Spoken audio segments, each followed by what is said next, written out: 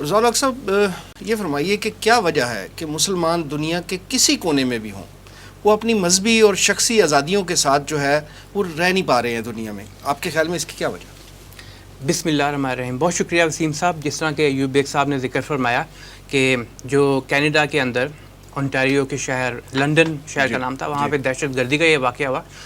یہ بات میں اس لیے کر رہا ہوں کہ اسی سے آگے اس سوال کا تعلق جڑے گا.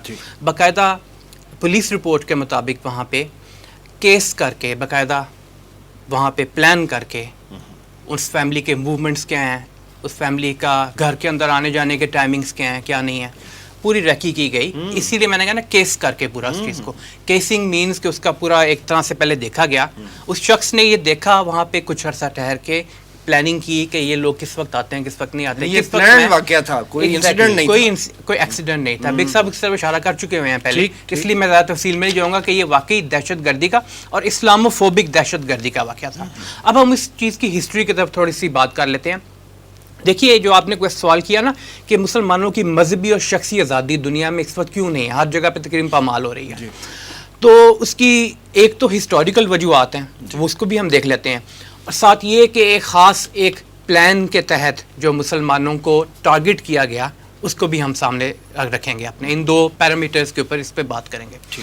ہسٹوریکلی اگر ہم دیکھتے ہیں تو اسلام کے آغاز میں ہی آپ کہہ لیں کہ تقریباً 100 پہلے ہجری کے جو سال ہیں اس کے اندر ہی مسلمانوں کا جیسے جیسے مختلف علاقوں پہ غلبہ حاصل ہونا شروع ہو گیا خلافت راشدہ کے دور میں, اور اس کے بعد پھر بنو امیہ کے دور میں بھی ہم دیکھتے ہیں.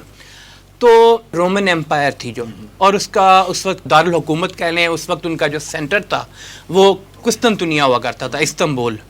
تو استنبول کے اندر جو رومن ایمپائر تھی اس نے اس چیز کا نوٹس لینا شروع کر دیا کہ مسلمان ایک بڑھتی ہوئی طاقت ہیں, اور عیسائی پادریوں نے خاص طور پہ اس وقت ایک چیز سٹارٹ کی جو کہ جان آف ڈمیسکس, پہلے وہاں سے سٹارٹ ہوئی یہ بات, دمشق کا جان, اس نے خاص ٹارگٹ کر کے بلاسفیمی توہین رسالت شروع کر دی, اور ایک بڑا وائڈ سپریڈ پروپیگنڈا کیمپین شروع کی اپنی عیسائی برادری کے اندر کہ مسلمانوں کو کس طرح تنگ کیا جائے زیادہ سے زیادہ. اور پھر وہی آگے جا کے ہم نے دیکھا ہے کہ الیگزینڈر پگینی اور اس طرح کے لوگ جو ہیں, اور آج تک آپ دیکھتے ہیں کہ اسلاموفوبیا اور اورینٹلسٹ جنہیں کہتے ہیں مستشرقین, ان کی ابھی تک پود ایک چلتی آ رہی ہے. اور کسی زمانے میں یہ جس وقت اسلام اپنے عروج پہ ہوا کرتا ہے, یا کم از کم مسلمانوں میں طاقت ہوا کرتی تھی, مرکزیت ہوا کرتی تھی خلافت کے حوالے سے, اس وقت ہم دیکھتے ہیں کہ یہ جو بھی کام کیا کرتے تھے ایک چلاکی کے ساتھ کیا کرتے تھے. خود کہتے تھے اس کو ڈپلومیسی نہیں تھی, وہ ایک چلاکی ہوا کرتی تھی ان کی کہ ان کے اوپر نام زیادہ نہ ہے. لیکن جب سے مسلمانوں کی مرکزیت ختم ہوئی اور مسلمان جو ہیں وہ شکست و ریخت کا شکار ہونا شروع ہوئے, اور پھر یہ کہ مسلمانوں کی طاقت نیشن سٹیٹس میں بٹ گئے, مسلمانوں کی مجموعی طاقت بھی نہیں رہی, اور انڈیویجولی بھی اگر آپ دیکھیں تو مسلمانوں کو وہ لیول آف ایمان بھی نہیں رہا. پھر انہوں نے طاق کے حملے کرنا شروع کیے, اور بہت بریزن طریقے سے بہت زیادہ کھل کر حملے شروع کیے. آپ دیکھتے ہیں کہ فرانس کے اندر شاید ریسنٹ ہسٹری میں اگر آپ دیکھیں تو فرسٹ ٹائم ایسا ہوا کہ باقاعدہ صدر فرانس کا جو ہے میکرون, اس کی سرپرستی میں توہین رسالت کی گئی مسلمانوں کے خلاف. اب اس طرف آتے ہیں کہ اس منصوبہ بندی کے تحت 9/11 کروایا گیا امریکہ کی طرف سے. میں تو اس کو یہی کہتا ہوں کروایا گیا, کیونکہ اس کے بعد ایک تو مسلمان ممالک کے اوپر حملے شروع کیے انہوں نے, اور حملے کر کے مسلمان ممالک کو تباہ و برباد کرنا شروع کیا. اور اس میں بہت سارے ان کے ایمز اینڈ آبجیکٹیوز ہو سکتے ہیں جو انہوں نے پورے کرنے تھے, لیکن ایک ایم اینڈ آبجیکٹیو یہ بھی تھا کہ مسلمانوں کو ملائن کرنا زیادہ سے زیادہ دنیا میں. اور ملائن کرنے کے لیے انہوں نے ایک تو حکومتی بیانیے اپنے گھڑے, حکومتی بیانیے جتنے بھی مغربی حکومتیں تھیں انہوں نے خاص ٹارگٹ کرنا شروع کر دیا. آپ دیکھیں گے اس وقت کی جو ٹرمینالوجیز استعمال ہوتی تھیں وہی آپ کو ان کے میڈیا میں ریفلیکٹ ہوتی بھی نظر آئیں گی, کیونکہ ان کے لیے ایک بہت بڑا بیس جو ہے وہ ان کی موویز اور ٹیلی ویژن شوز دیکھتا ہے. ان کی movies and television shows میں بھی یہی چیزیں سامنے آنے شروع ہوئیں, Muslim fundamentalist, Muslim terrorists, Islamic terrorism, Islamic fundamentalism, war and terror.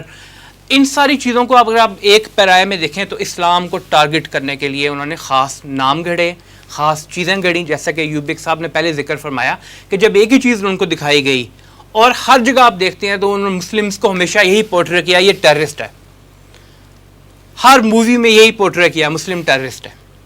جو شخص ان کا بات کرتا تھا, چاہے وہ ان کا مطلق العنان حکمران ہو, چاہے وہ پارلیمنٹس ہوں ان کی ویسٹ کی, چاہے وہ ان کے انسٹالڈ پپٹس ہوں ہماری مسلم حکومتوں کے اندر وہ جب بات کرتے ہیں تو مسلم فنڈامنٹلسٹ، مسلم ٹیررسٹ، ایک مسلمانوں کا جان بوجھ کر نیگیٹو امیج کریٹ کرنا شروع کیا انہوں نے. اب ایک طرف تو ان کا باقاعدہ پلان تھا، منصوبہ تھا کہ مسلمانوں کو ٹارگٹ کرنا ہے، ان کو کارنر کرنا ہے، اس کے لیے وہ مذہبی آزادی تو پھر دیں گے نہیں. اب دیکھیں ان کو کہ first world war, second world war, اس کے بعد کی دنیا، 9/11 کے بعد کی جتنی وار اینڈ ٹیرر تھی، افغانستان پہ حملہ، عراق پہ حملہ، سیریا پہ حملہ، لیبیا پہ حملہ، یہ ساری جو چیزیں تھیں اس کے اندر مسلمانوں کو ہی ٹارگٹ کیا گیا. اچھا، خلافت ختم کی گئی، مسلمانوں کی ختم کی گئی پہلی جنگ عظیم کے بعد. کہتے ہیں وہ یہ کہ ہم سیکولرزم کا پرچار کرتے ہیں. ویسٹ یہی کہتا ہے نا، ہماری جو وے آف گورننس ہے وہ سیکولرزم پر بیسڈ ہے. اس سے بڑا جھوٹ ہو نہیں سکتا. وہ مذہب کی بنیاد پہ پہلے بھی جنگیں کرتے رہے، خاص مذہبی گروپس کو پروٹیکٹ کرنے کے لیے، خاص مذہبی گروپس کو مزید تقویت دینے کے لیے. خاص طور پہ آپ دیکھتے ہیں جوئش لابی، اس کو تقویت دینے کے لیے یہ سب کچھ کر رہے ہیں وہ سیکولرزم کی آڑ میں کرتے رہے ہیں. لیکن ہم دیکھتے ہیں کہ انہوں نے اپنے آپ کو سہارا دیا، مسلمانوں کو کمزور کیا، جہاں جہاں ہو سکتا تھا ٹارگٹ کیا ان کو، انڈیویجولی بھی، کولیکٹیولی بھی. سیکنڈ ورلڈ وار کے بعد امریکہ ایز اے سپریم پاور، یا کم از کم ایک بڑی سپر پاور، اس وقت سوویت یونین بھی تھا، چھوٹی سپر پاور تھی، امریکہ ایک زیادہ بڑی سپر پاور تھی، اور بعد میں پھر سوویت یونین کے شکست اور ایک کے بعد تو امریکہ ہی sole supreme power in the world رہ گیا. لیکن اس کے اندر جو طاقت میں لوگ تھے وہ نیو کونز، یعنی جنگی جنون رکھنے والے، اور وہاں کا جو فار رائٹ ایک ہوتا ہے، اور فار رائٹ وہاں کا کیا ہوتا ہے، ایونجلسٹس ہوتے ہیں وہاں پہ، یعنی کہ بہت زیادہ جو کٹر قسم کے کرسچنز ہیں، پروٹیسٹنٹس ہیں، وہ وہاں پہ موجود تھے، سیکولرزم نہیں. اچھا، یہی چیز آپ اسرائیل میں دیکھتے ہیں، چاہے وہ ان کے شروع کے لوگ ہوں بن گوریون، چاہے بعد کے لوگ ہوں ایریل شرون، چاہے اس کے بعد کے لوگ ہوں نیتنیاہو، چاہے وہ نتنیاہو ہو، اور چاہے وہ یہ نفتالی بینٹ ہو. نفتالی بینٹ ایکسٹریم رائٹ ونگ ہے، اس کی چند ایک سیٹیں تھیں پوری کنیست میں، لیکن اس کو کیسے لا کے انہوں نے کھڑا کیا؟ کیوں؟ اس لیے کہ عربوں کے خلاف تھا، ایک سیٹ کے مارجن پہ اقتدار ملا. بالکل. اور اس کی ریزن کیا ہے؟ عربوں کے خلاف ہے. کہتا ہے فلسطینیوں کو پکڑ کے جیل میں نہیں ڈالنا چاہیے، ان کو قتل کر دینا چاہیے. کہتا ہے کہ یہ 2 اسٹیٹ سولوشن وغیرہ کی بات نہ کرو میرے ساتھ، صرف اسرائیلیوں کو حق ہے یہاں پہ، اور یہودیوں کو حق ہے، اور کسی کو حق نہیں ہے. یروشلم کا وہ خاص منسٹر رہا ہوا ہے، اور سیٹلرز کا وہ بڑا پکا حامی ہے. وہ کہتا ہے سیٹلمنٹس جتنی جو لوگ مرضی دنیا کہتے رہے، ہم انلیگل سیٹلمنٹس بناتے رہیں گے. انڈیا میں دیکھیں مودی جیسا شخص سامنے آیا، انتہا پسند، مذہبی انتہا پسند. فرانس میں دیکھیں، جرمنی میں دیکھیں، آپ جہاں جہاں دیکھتے جائیں گے آپ کو انتہا پسند لوگ نظر آتے جائیں گے. یہاں تک کہ اگر پچھلے دنوں آپ کو یاد ہوگا میکرون کو تھپڑ مارا کسی شخص نے، اگر کسی مسلمان نے مارا، واقعات کا ریٹیریشن ہے. دیکھیے اگر کسی مسلمان نے مارا ہوتا تو وہاں پہ کیا اس کا ریاکشن آنا تھا؟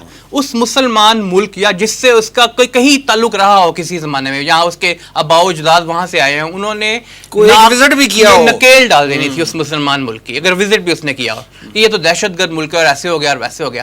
کیونکہ وہ شخص مسلمان نہیں تھا، وہاں کی فار رائٹ نیو نازی تھا، تو مسلمانوں کے خلاف تو وہ کوئی کارروائی نہیں ڈال سکتے تھے.